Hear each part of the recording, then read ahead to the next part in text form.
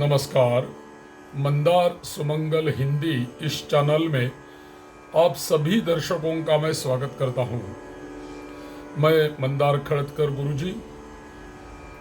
आज हम इस वीडियो में जानकारी लेंगे भगवान शिव जी की पूजा में तथ्य कौन से होते हैं। शिव जी की पूजा संबंधी विशेष तथ्य और ज्ञान क्या है, इसकी जानकारी हम ले लेंगे। देखो, भगवान शिव जी की पूजा करने से हमें क्या क्या मिलता है। योगो ज्ञानम यशः सिद्धिर महादेवात अवाप्यते।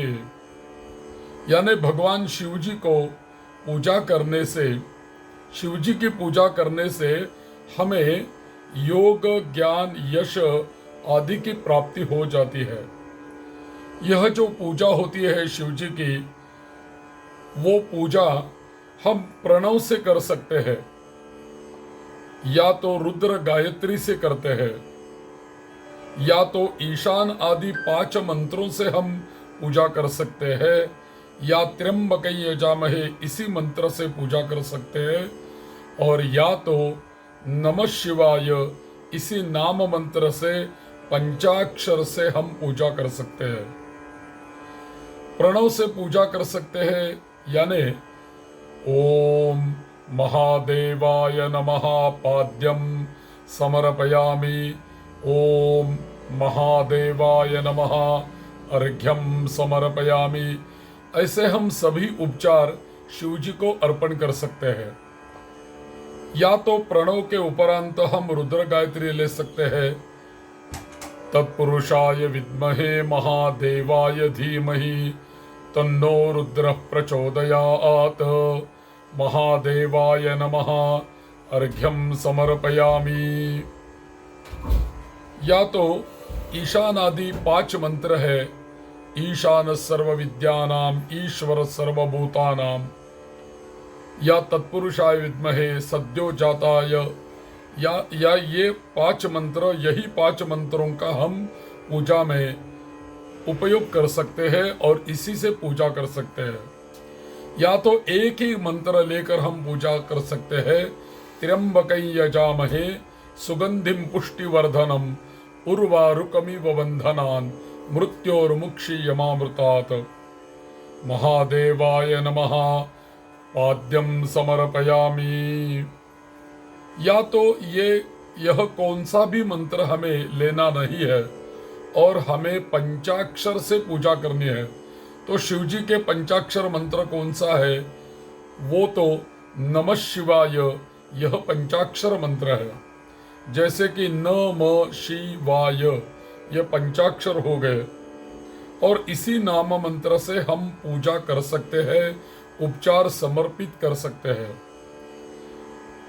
पंचाक्षर के बारे में ऐसा कहा है, पंचाक्षरेण मंत्रेण पत्रम पुष्पम फलं जलम यः प्रयच्छति शर्वाय तदनंत फलं स्मृतम, तत् अनंत फलं स्मृतम। यानी पंचाक्षर जो मंत्र होता है, वही मंत्र से साक्षात शिव जी को पत्र, पुष्प, फल और जल समर्पित करने वाला जो भक्त होता है, मानव होता है, वो अनंत फल प्राप्त करता है। तत् अनंत फलम स्मृतम।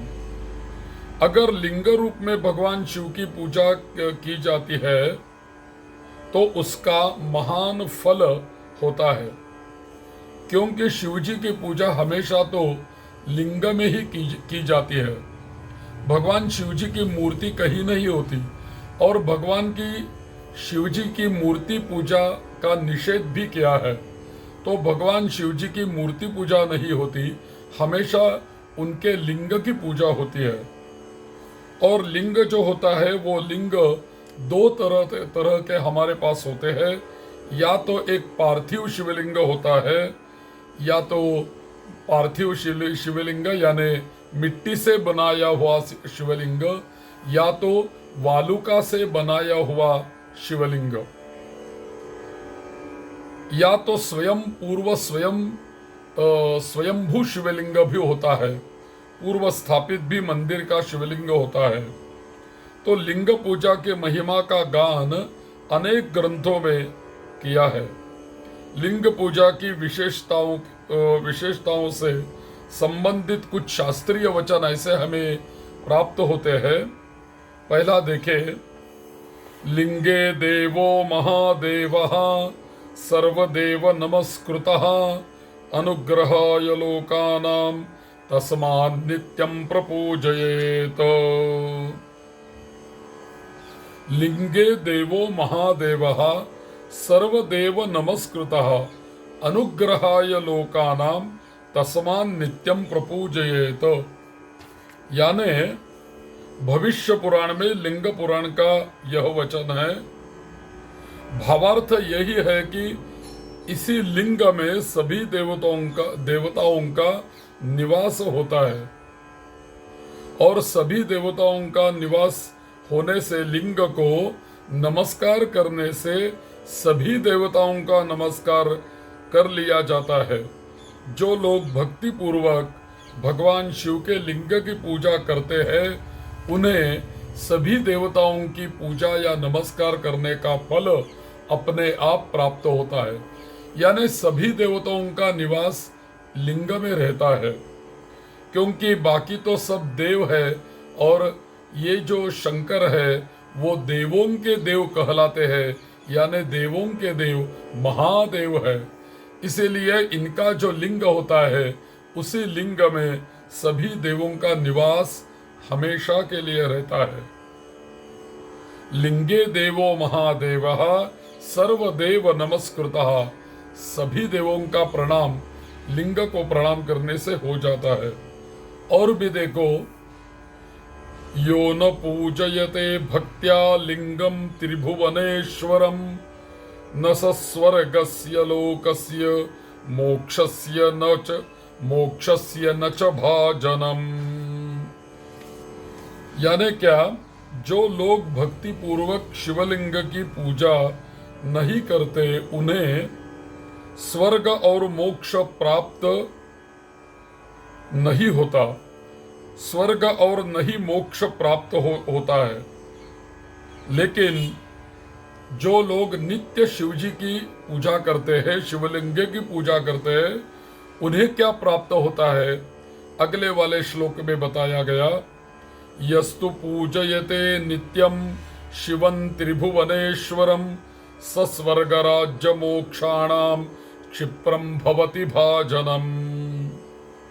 यानी जो लोग नित्य शिव जी की आराधना करते हैं, पूजा करते हैं, शिवलिंग की पूजा करते हैं, उन्हें शीघ्रतया ही स्वर्ग ही मिलता है और मोक्ष की भी प्राप्ति हो जाती है।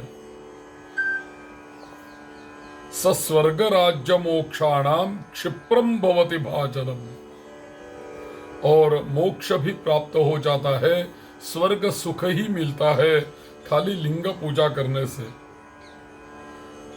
वरम पुराण परित्यागः शिरसो वापि कर्तनम नत्व संपूज्य भुंजीत भगवन्तं त्रिलोचनम। बिना शिव की पूजा के भोजन ग्रहण करने की अपेक्षा प्राण त्याग कर देना श्रेष्ठ है। यानी यहाँ का कहा गया है इस श्लोक में, वरम पर प्राण परित्यागः शिरसो वापि कर्तनम।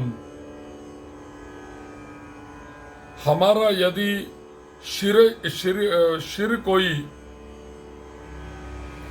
प्राण हरण कर ले या तो प्राण ले तो चलेगा, और लेकिन बिना शिव पूजा के हम अन्न ग्रहण नहीं करेंगे। बिना शिव की पूजा के भोजन ग्रहण करने की अपेक्षा प्राण का त्याग कर देना श्रेष्ठ है। लिंगार्चन से अधिक पुण्य कुछ भी नहीं होता। नत्व संपूज्य भुंजित, और भी नहीं लिंगार्चनात् किंचित पुण्यम अभ्यधिक क्वचित इति विज्ञाय यत्नेन पूजनीयः सदाशिवः। यानी लिंगार्चन से अधिक पुण्य कुछ भी नहीं है, ऐसा समझकर प्रयत्न पूर्वक सदाशिव की पूजा हमें करनी ही चाहिए। इति विज्ञाय यत्नेन पूजनीयः सदाशिवः। लिंगे तु पूजिते सर्वम् अर्चितं स्यात् चराचरम् तस्मात् सदार्चनं कार्यं लिंगस्य सुमहात्मनः। लिंगार्चन से समस्त चराचर की पूजा हो जाती है, इसीलिए सत्पुरुषों को सदा लिंगार्चन करना ही चाहिए। शास्त्रों में यह भी कहा गया है कि मनसा चिंतयेद् यस्तु पूजयामि हरम पदम अशक्तो नास्ति चेद्द्रव्यम यस्य चापि सुमध्यमे। अर्थात कोई रोगादि कारण हो, अशक्त होने के स्थिति में अथवा गरीबी के कारण द्रव्यों के अभाव में जो व्यक्ति भगवान शिव की मानसिक रूप से पूजा करता है, वह भी सभी पापों से मुक्त होकर शिवलोक को प्राप्त करता है। सतया श्रद्धया पूतो विमुक्त सर्वपातकैः मम लोकमवाप्नोति भिन्न देहो न संशयः। जो व्यक्ति मानव भगवान शिव की भक्ति में तत्पर होकर प्रतिदिन लिंग का पूजन करता है, उसके सुमेरु तुल्य बड़े से बड़े पापों के समुदाय शिवजी की कृपा से नष्ट हो जाते हैं। यो लिंगम पूजये नित्यं शिव भक्ति परायणः मेरुतुल्योऽपि तस्याशु पापराशि लयं व्रजेत। तो देखो, लिंग पूजा की यही महती है कि मानसिक रूप से यदि शिव जी का हम पूजा करेंगे तो हम सभी पापों से मुक्त होकर शिवलोक प्राप्त कर सकते हैं। और शिवलिंग की पूजा करने से हमारे मेरुतुल्य पापों का भी नाश लय हो जाता है। और भी यस्तु पूजयते लिंगम देवादिम मान जगत्पतिम ब्राह्मणः क्षत्रियो वैश्यः शूद्रो वा मत्परायणः तस्य प्रीतः प्रदस्यामि शुभान लोकान अनुत्तमाम। यानी महादेव जी की पूजा, लिंग की पूजा भक्ति परायण ब्राह्मण भी कर सकते हैं, क्षत्रिय भी कर सकते हैं, वैश्य भी कर सकते हैं, शूद्र भी कर सकते हैं। जो कोई भी करता है उसे भगवान शिव उत्तम लोक प्रदान करते हैं। शास्त्रों में पूजा के 5 प्रकार बताए हैं, जैसे कि अभिगमन, उपादान, योग, स्वाध्याय और ईज्जा। देवता के स्थान को साफ करना, लिपना, झाड़ू पोछा लगाना तथा निर्माल्य हटाना, ये जो पूजा होती है, ये जो सब होता है उसको अभिगमन कहते हैं। अभिगमन के अंतर्गत वो आता है। और भी गंध, पुष्प आदि पूजा सामग्री का संग्रह करना उपादान कहलाता है। इष्ट देव की आत्म रूप से भावना करना योग है। मंत्रार्थ का अनुसंधान करते हुए जप करना और उसी का अभ्यास करना, सूक्त स्तोत्र आदि का पाठ करना, गुण नाम लीला आदि का कीर्तन करना और वेद शास्त्र आदि, ये सब जो होता है उसे स्वाध्याय बोलते हैं। यह तो स्वाध्याय है। और उपचारों के द्वारा अपने आराध्य देव की पूजा जो की जाती है उसको ईज्जा कही जाती है। यह 5 प्रकार की पूजाएं क्रमशः